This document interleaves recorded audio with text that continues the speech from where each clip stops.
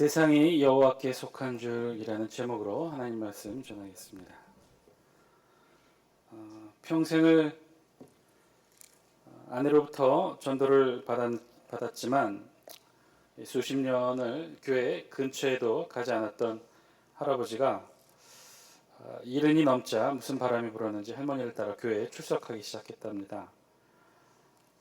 그런데 여전히 신앙생활이 어색했던 할아버지는 교회 생활이 그렇게 쉽지는 않았어요. 그런데 어느 날 할아버지가 막 흥분해서 목사님을 찾아가 상담을 요청합니다.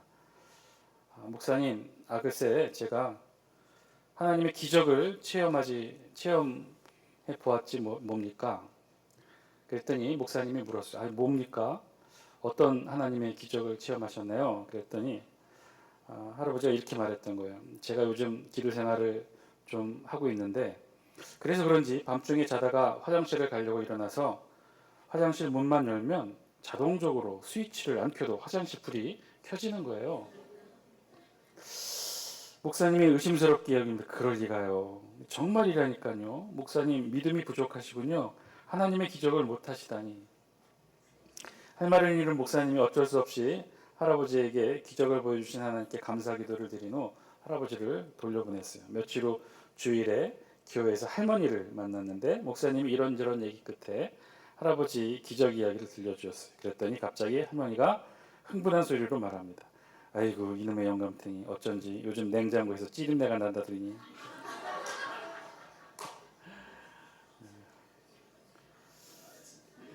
기적의 내용이 그거였다는 거죠. 꼬마 사우정이 있었어요. 사우정이 원래 남의 말을 잘 못 듣는 습성이 있죠. 꼬마 사우정이 어느 날 교회에서 주일학교 선생님이 얘기해 주시는 예수님이 일으켰던 큰 기적, 빵 5개와 물고기 2마리로 5천 명을 먹이셨다는 기적을 듣습니다. 그리고는 집에 왔어요. 그리고 사우정이 엄마에게 교회에서 들은 이야기를 전합니다. 그런데 이렇게 전하는 거예요. 엄마 글쎄 예수님께서 빵 5천 개와 물고기 12광주리로 2명을 먹였대. 그런데 기적은 그런데도 못 먹은 사람이 5명이나 되었대. 듣고 보니 이것도 대단한 기적이죠. 빵 5개와 물고기 2마리로 5천 명을 먹인 것도 기적인데 꼬마 사우장이 잘못 알아들은 것처럼 빵 5천 개와 물고기 12광주리로 2명만 먹이고 나머지 5명은 못 먹은 것도 사실은 어떻게 보면 대단한 기적인 것 같습니다. 여러분 기적이 무엇일까요? 어떤 게 기적일까요? 어느 날 한 신사가 병원에서 울고 있는 한 어린아이를 봤대요. 이 신사가 어린아이에게 묻습니다. 왜 우냐? 그랬더니 이 어린아이가 당차게 이렇게 말하는 거예요. 우리 동생한테 기적이 일어나야 한대요. 왜? 무슨 기적이 일어나야 되는데 너 기적이 뭔지 알고 그런 말하니? 몰라요.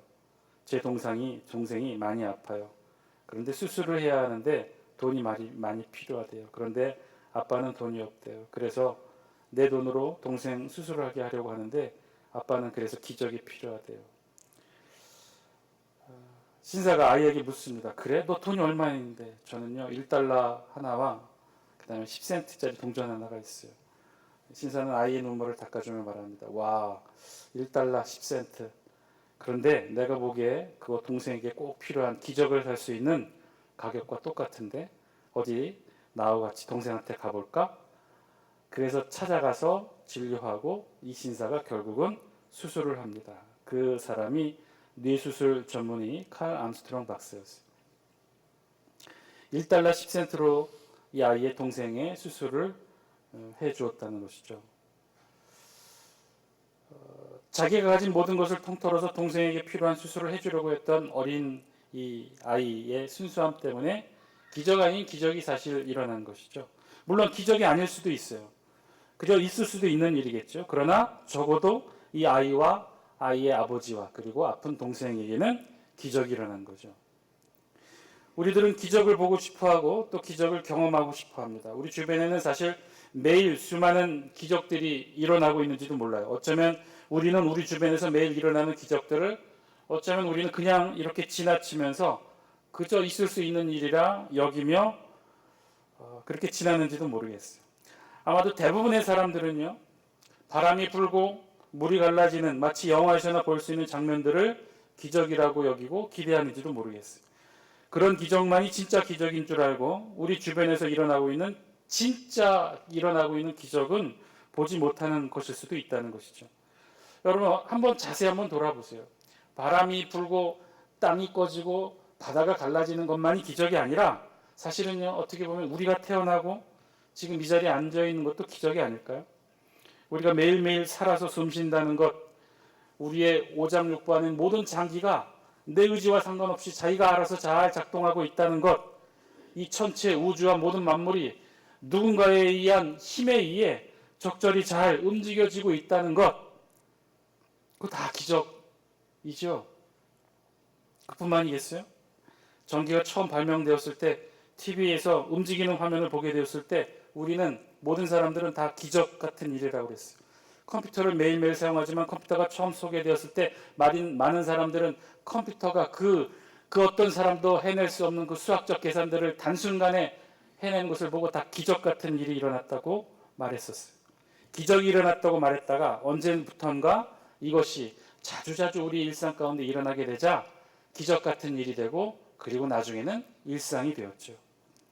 어쩌면 원시시대를 거쳐 고대사회를 이어온 우리 온 인류는요, 지금 우리의 이 시대를 살기까지 어쩌면 기적의 연속이었는지도 몰라요. 모든 것이 다 기적이죠. 여러분 상상해 보죠. 100년 전만 해도 지금 우리의 모습을 어디 상상이나 할 수 있었을까요? 지금 여러분들은 다 손에 하나씩 다 들고 계시죠? 핸드폰을 들고 계시죠? 그런데 그 사이즈와 크기가 참 작죠. 그런데요, 최초의 핸드폰은 얼마나인지 아세요? 벽돌폰이라고 불렀죠. 저런 거 들고 다녔어요. 저런 거. 길거리에서 저런 거 들고 여보세요 큰 소리를 얘기하면 지나가는 사람들이 다 쳐다보았던 그 시절이 있었어요. 저거 하나 유지 비용도 웬만한 여비소 하나 유지하는 그런 인건비에 해당하는 비용이 들었어요. 근데 저게 최초로 나온 게 언제인 줄 아십니까? 상용화되어 최초로 시판되었던 게 1983년 일이에요. 얼마 안 됐어요. 그런 시대에 비춰보면 지금 우리가 누리고 있는 것 다 기적 아니겠습니까? 요만한 핸드폰으로 신문을 볼 뿐만 아니라 TV도 보고 영화도 보고 별의별 것 다 보죠. 우리의 삶을 통해 꿈꿔왔던 그 수많은 꿈들, 우리가 정말 어렵다는 시절, 힘들다는 시절, 우리가 그렇게 이루고자 위해 노력하며 땀 흘리며 애쓰며 꿈꿔왔던 그 꿈들, 지금 여러분 돌아보셔요. 다 우리 가운데 이루어진 현실이 되지 않았습니까? 지금 이 자리에 앉아있는 우리의 모습들, 우리 자녀의 모습들, 우리 가정과 우리 일터의 모습들, 그 언젠가 10년 전, 20년 전 우리가 그토록 땀 흘리며 부르짖으며 기도하며 애타게 꿈꿔왔던 꿈의 모습들 아닙니까? 자녀들 키워내고 학교 보내고 직장 취직하고 결혼해서 이제는 명절에 하나가 아닌 서너 명으로 찾아오는 그런 자녀들. 그 옛날에는 그렇게 언제나 이런 일이 될까 꿈에만 그렸던 그런 일들이 지금 우리 앞에 다 현실이 되어 있어요. 사실은 하나하나가 다 기적이고 기적 같은 일들이죠. 그런데 지금은 우리의 일상이 되어버린 일들. 여러분 이렇게 어쩌면 기적은요 그리 멀리 있는 것이 아니라 우리의 삶의 일부분이 되어버렸는지도 모르겠어요. 지금 우리가 누리고 살아가는 대부분의 일상이 어쩌면 사실은 기적으로 이루어진 일상의 삶인지도 모르겠어요. 단지 그것을 기적으로 여기고 깨닫고 감사하느냐 아니면 그렇지 않고 그저 평범한 일상으로 여기느냐 그 차이만 존재하겠죠. 오늘 우리 본문에서도요 그 기적을 보는 시각이 기록이 되어 있어요. 오늘 우리 본문은요 애굽에 내려진 7번째 재앙 우박의 재앙의 이 뒷이야기를 기록으로 담고 있습니다. 하나님께서 모세를 통해 애굽 전역에 우박을 내리게 하셨죠. 7번째 재앙으로 애굽 전역에 우박을 내렸어요. 그런데요 그 우박 재앙은요 단순히 조그마한 크기의 우박이 이 땅에 떨어지는 것 그 정도의 사건이 아니었어요. 엄청나게 큰 우박이 내렸고 단순히 우박만 내리는 것이 아니라 거기에 더불어 다른 여러 가지 초자연적인 애굽 전역에서는 그 한 번도 경험해 보지 못했던 재앙을 애굽 사람들은 경험하게 됩니다. 그래서 우리 출애굽기 9장 우리 본문이 아닌 18절 말씀에는 이렇게 기록되어 있어요. 우리 영상을 통해 18절 말씀 같이 한번 읽습니다. 시작. 내일 이맘때면 내가 무서운 우박을 내리리니 애굽 나라가 세워진 그 날로부터 지금까지 그와 같은 일이 없었더라.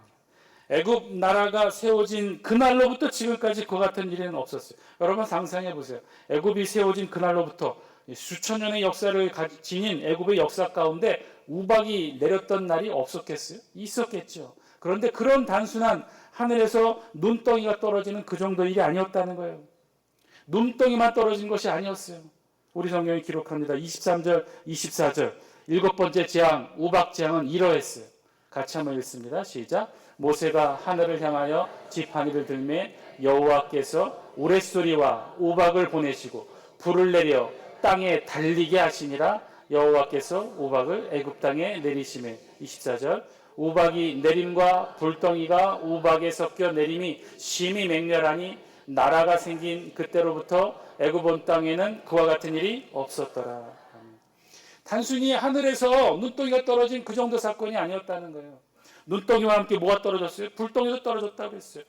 눈덩이와 불덩이만이 아니라 우레소리가 들렸다고 그랬어요. 아마도 천둥이 치고 번개가 내려 꽂았는데 그저 단순히 내려 꽂은 번개가 아니었어요. 번개와 함께 하늘에서 불덩이가 내려온 거예요. 그것을 우리 성경이 23절에는 이렇게 재미있게 묘사를 했어요. 모세가 하늘을 향하여 지팡이를 들매 여호와께서 우레소리와 우박을 보내시고 어떻게 해요?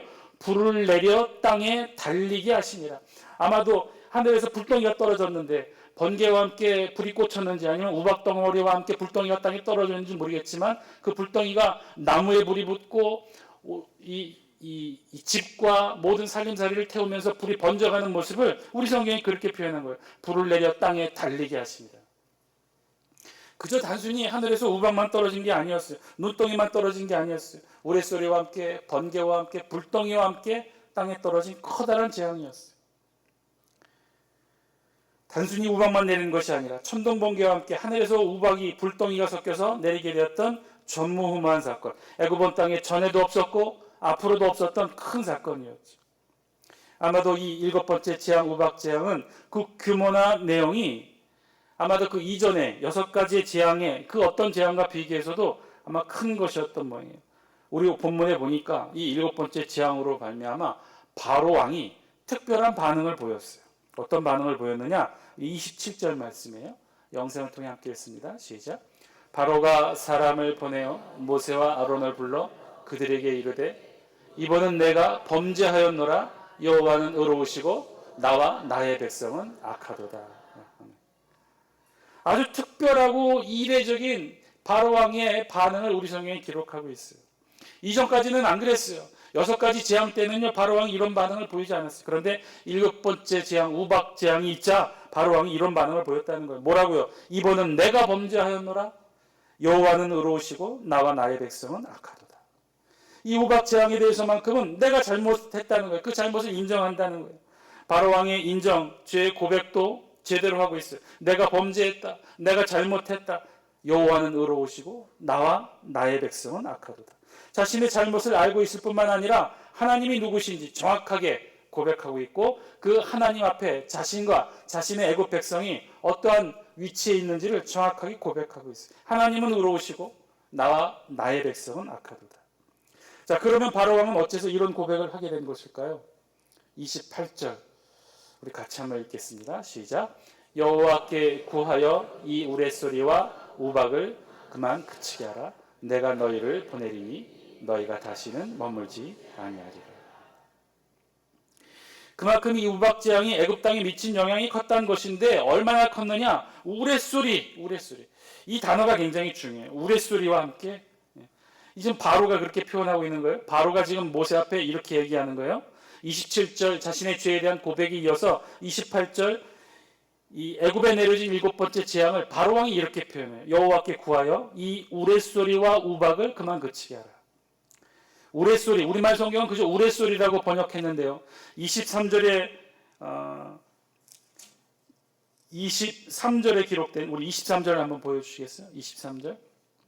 23절 모세가 하늘을 향하여 지팡이를 들매 여호와께서 우레소리와 우박을 보내시고 여기도 우레소리라는 단어가 기록이 되어 있죠. 그런데 이 23절의 우레소리와 28절의 우레소리는 조금 달라요. 우리 성경은 그냥 우리말 성경은 그냥 우레소리라고만 번역을 했어요. 우레소리가 뭘까요? 뭐 더 쉬운 표현으로는 천둥 정도로 됐겠죠. 천둥 소리. 예전 우리 성경은 뇌성이라고 번역을 했어요. 그런데요, 히브리 성경은 달라요. 히브리 성경은 이 28절을 뭐라고 번역했냐면요, 콜로트 엘로힘이라고 번역했어요. 콜로트 엘로힘. 그럼 23절에 우레소리는 뭐라고 기록했느냐? 콜로트로만 기록했어요. 콜로트. 이 콜로트는 무슨 소리냐면, 무슨 뜻이냐면, 콜은 소리예요, 소리. 콜로트 하면 소리들이라고 복수의 뜻이에요. 즉 뇌성, 우레소리 이 정도 됐겠죠. 그런데 28절에 바로왕은요, 그 콜로트를 뭐라고 지금 뭐라고 지금 이야기하고 있냐면요, 콜로트 엘로힘. 이야기는 그대로 직역하면요, 우레소리인데 그냥 우레소리가 아니라 무슨 우레소리라고요? 하나님의 우레소리라는 거예요. 하나님의 우레소리. 지금 바울왕은 지금 이렇게 고백하는 거예요. 분명히 콜로트예요. 그냥 우레소리예요. 천둥소리였어요. 그런데 28절에 이 바로왕이 뭐라고 이 상황을 표현하고 있냐면, 이 천둥소리는 그냥 천둥소리가 아니라 어떤 천둥소리라고요? 하나님의 천둥소리였다는 거예요. 하나님이 내리신 재앙이었다는 거죠. 즉 그저 일상적으로 애굽의 역사 가운데 내려졌던 눈덩어리 우박이 아니라, 그런 우박이 아니라 기적이었다는 거예요. 초자연적인 현상이었다는 거죠. 하나님의 우레소리와 함께 이 땅에 떨어진 우박이었다는 거예요. 그러니까 우리 성경이 그것을 둘로 구분했던 거예요. 23절에서는 콜로트라고 기록했지만 28절에 바울왕의 표현에서는요, 콜로트 엘로힘이라고 표현한 거예요. 안타깝게도 우리 성경은 그냥 다 우레소리 이렇게 번역을 했지만 달랐다는 거예요. 그러니까 그냥 애굽에서 전에 느꼈던 콜로트 천둥소리가 아니라 그 전에도 후에도 전무후무하게 볼 수 없었던 하나님의 우레소리가 들렸다는 거죠. 바로왕은요, 이 한 번도 본 적이 없는 현상을 보게 되었고 그것을 이렇게 표현한 거예요. 콜로트 엘로힘. 즉 바로왕의 눈에는 이것은 기적이었어요. 초자연적인 현상이었어요. 그래서 애굽의 바로왕은요, 자세를 바꾼 거예요. 전에 하지 않았던 고백을 합니다. 이번은 내가 범죄하였노라. 하나님은 의로우시고 나와 나의 백성은 악하도다. 모세는요, 이런 바로왕의 요청을 받아들입니다. 그리고 손을 들어 기도하여 우박을 멈추게 하죠. 우리 33절 말씀 우리 같이 한번 읽겠습니다. 시작. 모세가 바로를 떠나 성에서 나가 여호와를 향하여 손을 펴매 우레소리와 우박이 그치고 비가 땅에 내리지 아니하니라. 모세가 하나님을 향하여 손을 들고 기도하자 우레소리와 우박이 그쳤다고 그랬어요. 그리고 다시 정상으로 돌아오게 된 거죠. 그랬더니 어떤 일이 일어났어요? 바로왕의 마음이 다시 돌아서게 되었다고 우리 성경이 기록해요. 34절입니다. 같이 한번 읽습니다. 시작. 바로가 비와 우박과 우레소리가 그친 것을 보고 다시 범죄하여 마음을 완악하게 하니 그와 그의 신하가 꼭 같더라. 왜 바로왕은 다시 마음이 완악해졌을까요? 우레소리가 그치고 우박이 그치고 다시 정상으로 돌아오고 일상의 삶으로 돌아오게 되자, 그 전까지는요, 하나님의 천둥소리, 불과 함께 떨어진 이 우박이, 하늘에서 떨어지는 불들이 기적이었고 초자연적인 현상이었고 그래서 재앙처럼 여겼고, 그래서 콜로트가 아니라 콜로트 엘로힘, 하나님의 우레소리라고 여겼던 이 바로왕의 눈에 어느 순간 모세가 기도하니까 그치게 된 거예요. 우레소리도 그쳤고 천둥과 번개도 그쳤고 우박도 그쳤고 쏟아지던 맹렬한 물길로 쏟아지던 불덩이도 그치게 되자 그저 다시 일상으로 돌아오게 했어요. 그러니까 이 바로왕의 눈에는 더 이상 기적이 아니고 일상적인 일들이 되었던 거죠. 전에는 한 번도 겪어보지 못한 일들이었지만 이 역시도 다시 한번 겪게 되니 다시 일상으로 돌아간 정상적인 일들로 여겨지게 되었다는 거예요. 마치 우리가 처음에는 기적으로 여겼다가 놀라움과 흥분으로 보았다가 시간이 지나고 나고 다시 일상으로 돌아오고, 그래서 그것도 그저 그런 다른 일상과 같다고 여기게 될 때, 그래서 그 일이 더 이상 우리에게 기적이 아니고 놀라움이 아니고 그렇게 여기게 될 때 자연스럽게 일상으로 돌아오게 되었던 것처럼 그렇게 되었다는 거예요. 전에는 처음에 TV가 등장했을 땐 기적이었고 핸드폰이 기적이었지만 그게 일상의 삶이 된 지금 더 이상 그것을 기적으로 여기지 않게 되었던 것처럼 이 바로왕이 그렇게 되었다는 거예요. 그 증거가 우리 34절에 보시면, 34절 다시 한번 보여주실래요? 34절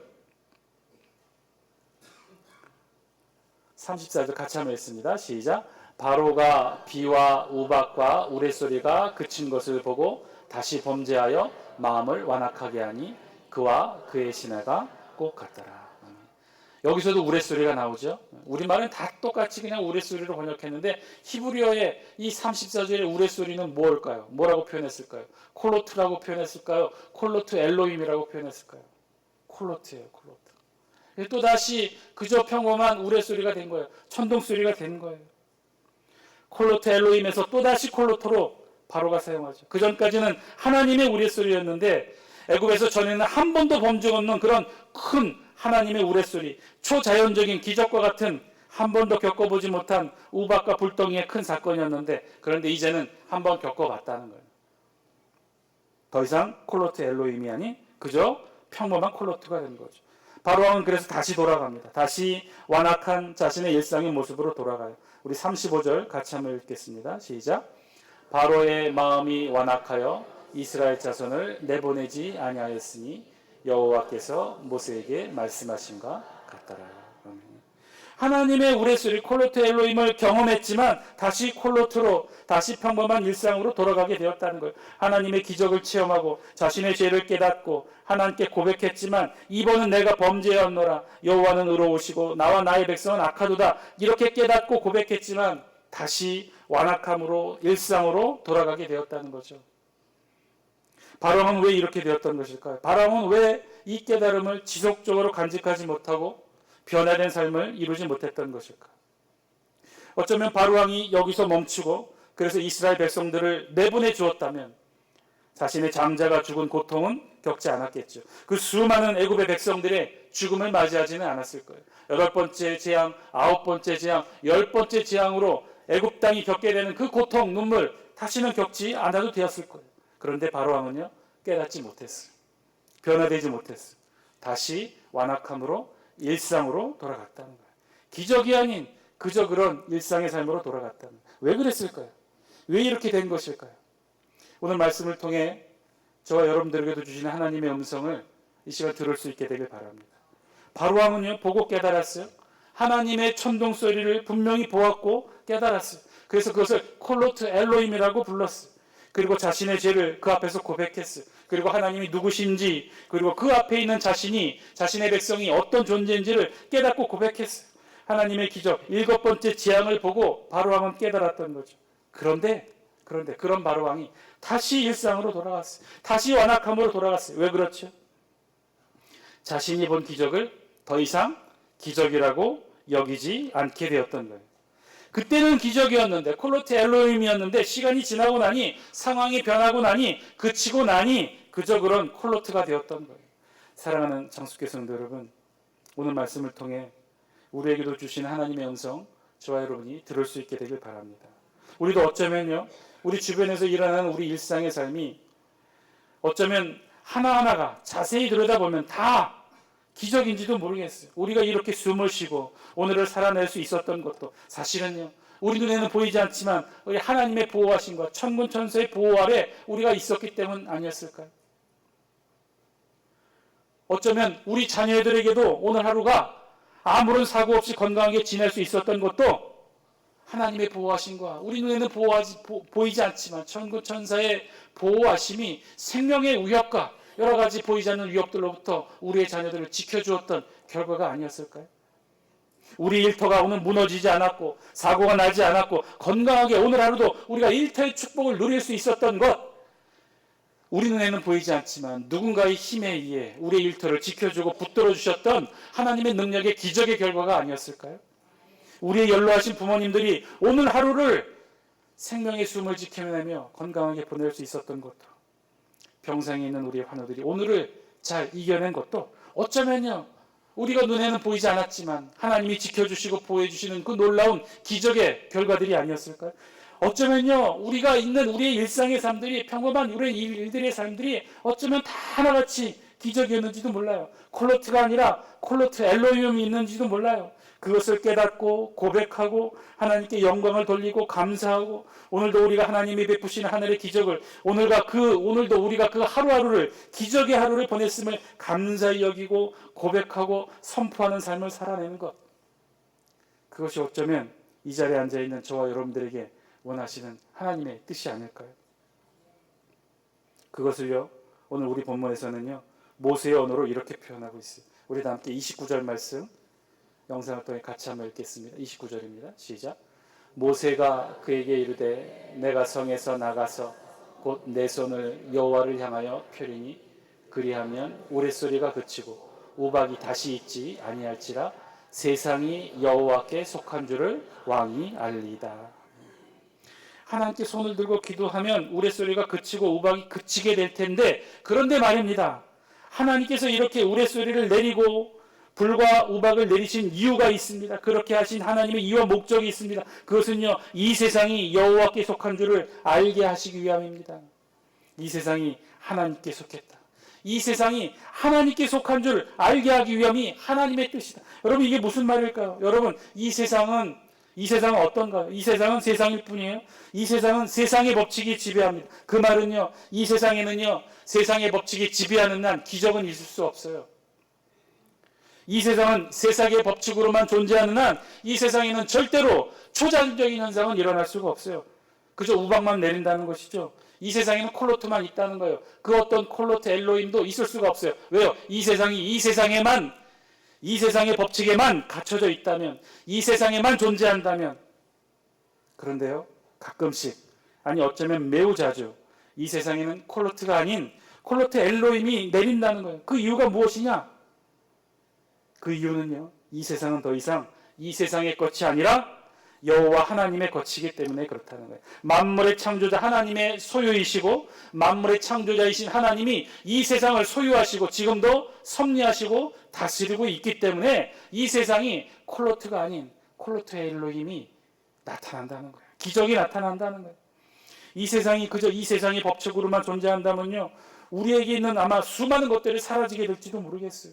우리를 지켜주신 하나님의 보호하심이 우리 눈에는 보이지는 않지만 지금도 우리 하나하나를 지켜주시는 천군천사의 보호하심이, 지금도 우리를 위해 울며 중보기도 하시는 우리 예수님의 기도와 성령 하나님의 울부짖음이 오늘도 이 자리에 오기까지 저와 여러분들을 붙들어 주셨던 그 하나님의 인도의 손길이 이 세상이 세상의 법칙으로만 움직인다면 더 이상 존재하지 않는 것들일지도 몰라요.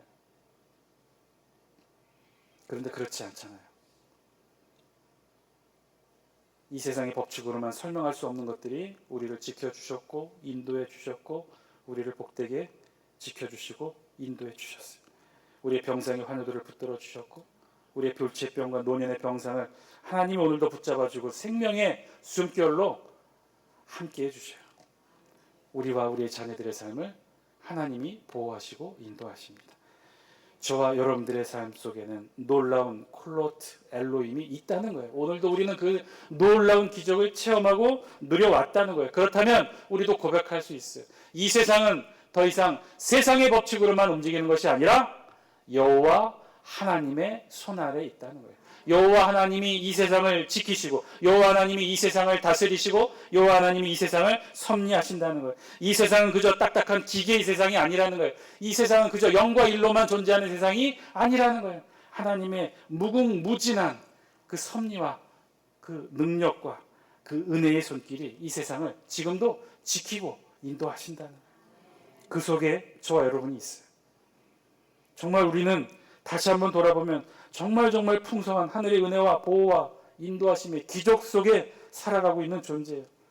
그것은요, 이 세상이 더 이상 이 세상의 것이 아니라 하나님의 것이고 여호와 하나님께 속한 그 세상을 저와 여러분이 살아온 증거인 줄 믿습니다.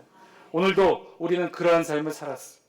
하늘의 천상에서나 일어날 기적들이 오늘 저와 여러분들의 세상에서는 있었다는 거예요. 하나님이 여러분들을 지켜주시고 우리 가족들을 지켜주시고 자녀들을 하나님의 보호와 인도하심 속에 붙들어 주셨다는 거예요. 그 기적의 삶을 오늘 우리가 살았어요. 그럼 우리 어떻게 해야 될까요? 바로왕이 처음에 고백했던 것처럼 하나님 여호와는 의로우시고 이 세상을 다스리십니다. 그 하나님의 다스리심과 기적의 손길이 오늘 우리를 감싸 안고 오늘 이 자리에 우리를 인도해 주신 줄 믿습니다. 감사합니다. 하나님 앞에 고백하고 그 고백의 삶이 우리의 일생을 이어지는 기쁨과 감사의 고백의 삶이 되게 하여 주옵소서. 그것을 잊지 않고 깨달으며 살아가는 우리의 삶이 되게 하여 주옵소서. 날마다 감사하고 깨닫고 고백하고 그렇게 하나님 앞에 하나님이 다스리시는 이 세상 살아가는 우리가 되게 하여 주옵소서. 그렇게 고백하며 살아가시는 저 여러분 다 되시기를 주의 이름으로 간절히 축원드립니다. 우리 다 함께 이 기도 제목과 함께 기도하기를 원합니다.